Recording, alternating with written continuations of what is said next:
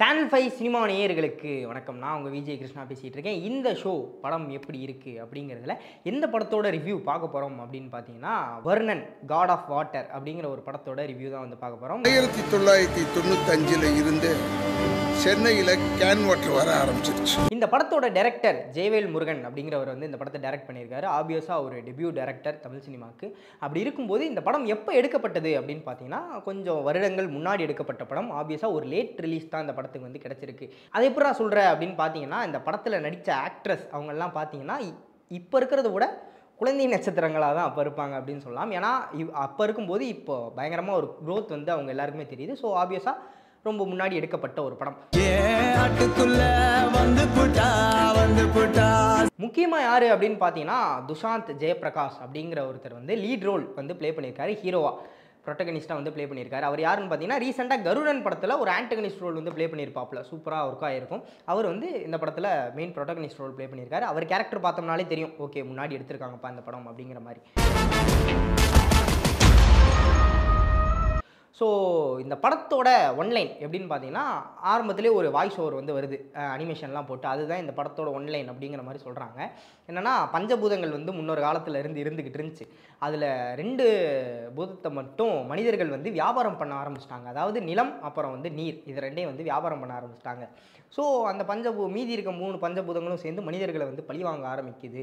இந்த 2 நிலம் நீரும் கூட ஒரு பொறாமையை வெஞ்சன்ஸை ஏற்படுத்தக்கூடிய ஒரு விஷயங்களாக மாறிடுச்சு. இதனால மனிதர்கள் வந்து ஒருத்தவங்க அடிச்சுக்கிட்டு சாகுறாங்க அப்படிங்கிறது தான் வந்து இந்த படத்தோடைய ஒன்லைன். இதை எந்த வடிவில் காட்டியிருக்காங்க அப்படின்னு பார்த்தீங்கன்னா, அந்த நீர் இருக்கு இல்லையா, அதை மெயின் பிளாட்டாக வச்சு தான் இந்த படம் போகுது. படத்தோட டைட்டிலும் வர்ணன் இல்லையா, அது மாதிரி நீர் அந்த தண்ணியை பிளாட்டாக வச்சு தான் இந்த படம் முழுக்கவே போகுது. நாங்க தண்ணி கேன் போடுற இடத்துல நீங்க தண்ணி கேன் போட்டீங்கன்னு தெரிஞ்சுது. என்னன்னு பார்த்தீங்கன்னா, ஒரு மெயினான ஒரு ஏரியா, அந்த ஏரியாவில் தண்ணி கேன் பிஸ்னஸ் பண்ணுற ஒரு 2 பெரிய தலைகள், அந்த 2 பெரிய தலைகளுக்கும் ஏற்படுற ஒரு சின்ன சின்ன மோதல்கள், அதில் என்னென்ன கேஷுவாலிட்டிஸ் அதனால் நடக்குது, என்னென்ன பாதிப்புகள் நடக்குது 2 பேரோட வாழ்க்கையிலையும் அப்படிங்கிறது தான் இந்த படத்தோட கதை. இந்த கதை கேட்கும்போது ஒரு மாதிரி இன்ட்ரெஸ்டிங்காக இருந்துச்சு. ஃபஸ்ட்டு ஆரம்பிக்கும் போது ஓகேப்பா பெருசாக ஏதோ பண்ண போகிறாங்க அப்படிங்கிற மாதிரி ஒரு லெவல் வந்து செட் பண்ணிட்டாங்க. ஆனால் கதைக்குள்ளே பார்த்தீங்க அப்படின்னா ரொம்பவே ஒரு மிட்டான கதை தான் வந்து அமைஞ்சிருந்துச்சோ அப்படிங்கிற மாதிரி இருக்கும். அதுக்கேற்ற ஸ்க்ரீன் பிளேவும் பார்த்தீங்கன்னா ஒரு சில இடங்கள்ல நமக்கு ரொம்பவே லாக் தெரியும். முக்கியமாக சாங்ஸ் ப்ளேஸ் பண்ணியிருக்கும்போது ஒரு ஸ்டோரியை நம்மளால் ஃபாலோ பண்ணவே இடையில சாங் போட்டு ஓகே மூட் சேஞ்ச் வந்து பயங்கரமாக மாறிக்கிட்டே இருந்துச்சு. ஒரு லவ் மூட் போயிட்டுருக்கு, டக்குன்னு பார்த்தீங்கன்னா ஒரு ஆக்ஷன் போகுது, அதுக்கப்புறம் ஒரு சென்டிமெண்ட்டான ஒரு சீன் போகுது. அந்த சென்டிமெண்ட்டை நம்மளால் கனெக்ட் பண்ணிக்க முடியல, அந்த ஆக்ஷனோட ரீஜை நம்மளால் கனெக்ட் பண்ணிக்க முடியல. கடைசியில் நடக்கிற அந்த கிளைமேக்ஸ் ஃபைட்டும் கூட அந்த ஆக்ஷனோட ரேஜ் நம்மளால் கனெக்ட் பண்ணிக்க முடியல. அப்படி இருக்கும்போது டக்குன்னு மூட் ஷிஃப்ட் ஆகிட்டு இருக்கும்போது அந்த ஒரு மூடுக்கான கேப் வந்து கொடுக்கல, அந்த ப்ரீத்திங் ஸ்பேஸ் வந்து அவங்க கொடுக்கலையோ அப்படிங்கிற மாதிரி எனக்கு தோணுச்சு. அதை கொடுத்து இன்னும் கொஞ்சம் ஸ்க்ரீன் பிளேவை டைட்டாக எழுதியிருந்தாங்க அப்படின்னா இந்த எல்லா சீன்ஸுமே வந்து இன்னும் கொஞ்சம் பெட்டராக ஒர்க்காக இருக்கும். இது படத்தோடைய ஒரு நெகட்டிவாக அமைஞ்சிருந்துச்சு. அதுக்கு அடுத்து பார்த்தீங்க அப்படின்னா, நான் சொன்னேன் இல்லையா, முன்னாடியே இந்த ஒரு பெரிய ரேஞ்ச் வந்து செட் பண்ணிட்டாங்க. ஓகே பஞ்சபூதங்களை வச்சு பெருசாக ஏதோ ஒரு கதை வந்து சொல்ல போகிறாங்க அப்படின்னு பார்த்தீங்கன்னா, கதை வந்து ஒரு மிட்டான கதை. அதை ஸ்க்ரீன் பிளேயில் ஒழுங்காக பண்ணியிருந்திருக்கலாம், அங்கே தவற விட்டாங்க. செகண்ட் விஷயம் வந்து மியூசிக்கை நான் இங்கே நெகட்டிவாகவும் சொல்ல முடியாது, பாசிட்டிவாகவும் சொல்ல முடியாது, ஒரு நியூட்ரல் பாயிண்ட் அப்படிங்கிற மாதிரி வச்சுக்கலாம்னு வைங்களேன். நிறைய இடங்களில் மியூசிக் வந்து ஓரளவுக்கு ஒர்க் ஆகிருக்கு, சீனை கெடுத்து விடாமல் சூப்பராக ஒர்க் ஆகிருக்கு. ஒரு சில இடங்களில் பாடல் தான், இது கூட பேக்ரவுண்ட் மியூசிக்கில் இல்லை, பாடல்கள் வந்து கொஞ்சம் அந்த அந்த படத்தோட மூடை விட்டு வெளியே கொண்டு வந்துருச்சோ அப்படிங்கிற மாதிரி ஒரு எண்ணமும் வந்து நமக்கு ஏற்படுது. ஸோ மியூசிக் இந்த படத்துக்கு ஒரு நியூட்ரல் பாயிண்ட்டாக தான் அமைஞ்சிருக்கு. அதுக்கப்புறம் சினிமோட்டோகிராஃபி பார்த்தீங்கன்னா ரொம்பவே டிஃப்ரெண்ட்டான நிறைய ஷார்ட்ஸ் வந்து ட்ரை பண்ணியிருக்காங்க. டிஃப்ரெண்ட்டான இல்லை, நிறைய படங்களில் பண்ணியிருக்காங்க.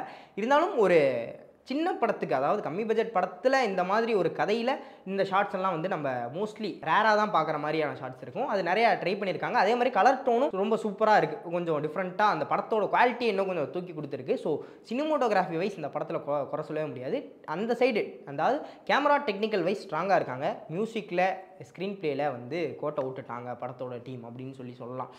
தண்ணீர் ஓடிக்கொண்டிருந்த ஏரியாக்குள்ள ரத்தம் ஓட ஆரம்பிச்சிருக்கு. அதுக்கப்புறம் கேஸ்டிங் பார்த்தீங்கன்னா, நான் ஹீரோ சொன்னேன் இல்லையா, அதுவும் இல்லாமல் ராதா ரவி சார் அப்புறம் வந்து கேப்ரியலா வந்து லீட் ரோல், அதாவது ஹீரோயின் ரோல் வந்து பண்ணியிருக்காங்க.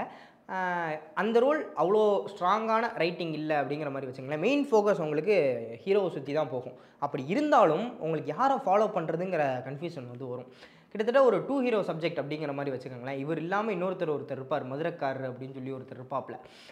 இவங்க 2 பேத்துல உங்களுக்கு யாரை ஃபாலோ பண்ணணும், யார் மெயினான ப்ரொட்டகனிஸ்ட் அப்படிங்கிறதே வந்து ஒரு கன்ஃபியூஷனாக இருக்கும். கடைசி வரைக்குமே இவரை ஃபாலோ பண்ணணுமா, இவரை ஃபாலோ பண்ணணுமா, யாரை ஃபாலோ பண்ணால் இந்த கதை முழுசாக புரியும், வில்லனோட மோட்டிவ் என்ன, ஏன் இப்படி பண்ணுறாரு அப்படிங்கிற மாதிரி ஒரு சில குழப்பங்கள்லேயே தான் வந்து கதை கடைசி வரைக்குமே போயிட்டுருக்கும். ஒரு சரியான ஃபாலோயிங் மட்டும் நம்ம யாரை ஃபாலோ பண்ணுறதுங்க அப்படிங்கிறது தெரியல.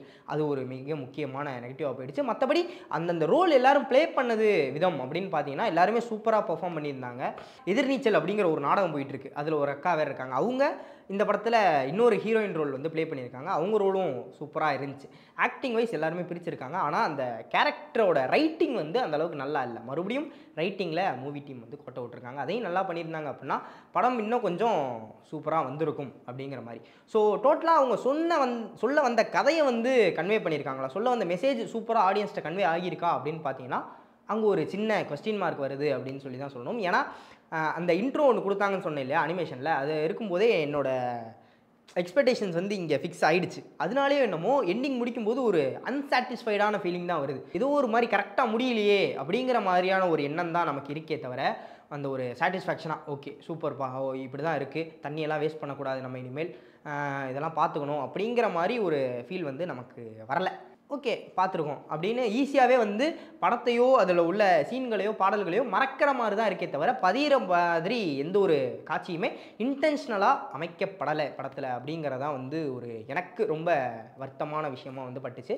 மிட்டான ஆவரேஜான படம் அப்படின்னு சொல்லலாம். ஸோ இன்றைக்கி அதாவது March 14th வந்து ரிலீஸ் ஆகிருக்கு தேட்டரில். உங்களை எத்தனை பேர் தேட்டரில் போய் பார்த்துட்டீங்க இந்த படத்தை? அப்படி பார்த்துருந்தீங்கன்னா உங்களோட ரிவ்யூ என்ன அப்படிங்கிறத மறக்காமல் கீழே கமெண்ட் பண்ணிட்டு போங்க, மற்றவங்களும் பார்த்து தெரிஞ்சுக்கிட்டும். ஸோ இன்னொரு ஆசமான வீடியோவில் உங்களை வந்து சந்திக்கிற வரை விடைபெற்றுக் கொள்வது நான் உங்கள் விஜய் கிருஷ்ணா, சைனிங் ஆஃப்.